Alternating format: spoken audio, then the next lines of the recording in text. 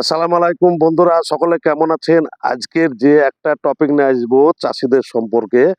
আজকে দেখুন চাষীরা যে পাট রোপণ করেছে, দেখুন আমার পিছনে পাটের জমি। আমি এই পাটের সম্বন্ধে কিছু বলবো। পাটের বীজ চাষীরা বুনেছে, কারণ এই পাটের যখন বীজটা বুনেছিল তখন ছিটাল ছিল।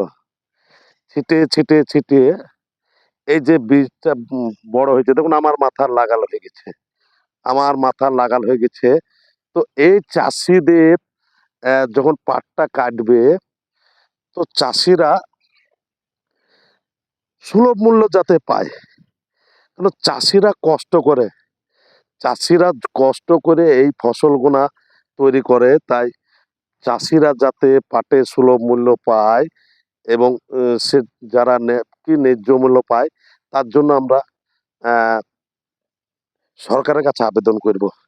কারণ চাষীরা না থাকলে আমরা খেতে পাবো না।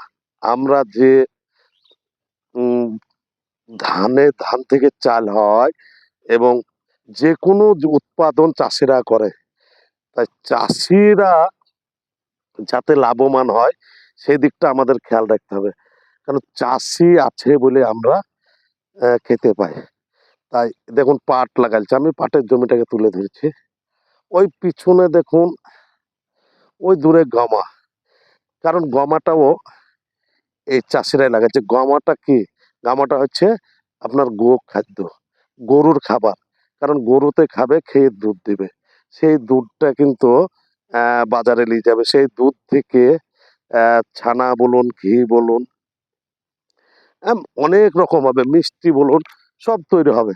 তাই আমরা চাষিরা যাতে লাভ পায়, চাষিরা যাতে লাভবান হয়, সেদিকে আমরা নজর দিব। কারণ চাষিরা এই ফসলগুলা করে বলেই তো আমরা খেতে পাই। আমরা মধ্যবিত্ত মানুষ, আমরা কিন্তু চাষযোগ্য মানুষ। তাই সর্বদা আমরা চাষীদের পাশে থাকবো। চাষ আবার যারা করে, খুব মেহনত করে।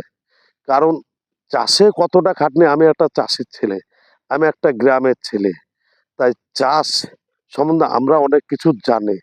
আমি একটা ভিডিওতে পাট ছড়ানো দেখাচ্ছিলাম।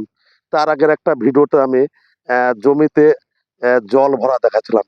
কারণ সেই জমিতে পাটটা বড় হয়েছে। তাই চাষিরা যাতে লাভবান হয় সেদিকে আমাদের নজর দিতে হবে। কারণ চাষি না থাকলে আমরা খেতে পাবো না। আমরা তো কেনাকাটার উপরে খেয়ে থাকি। তাই চাষিদেরকে সর্বদাই ভালোবাসবো, তাদেরকে সেলুট জানাবো, তাদের পাশে দাঁড়াবো। ধন্যবাদ। আসসালামু আলাইকুম।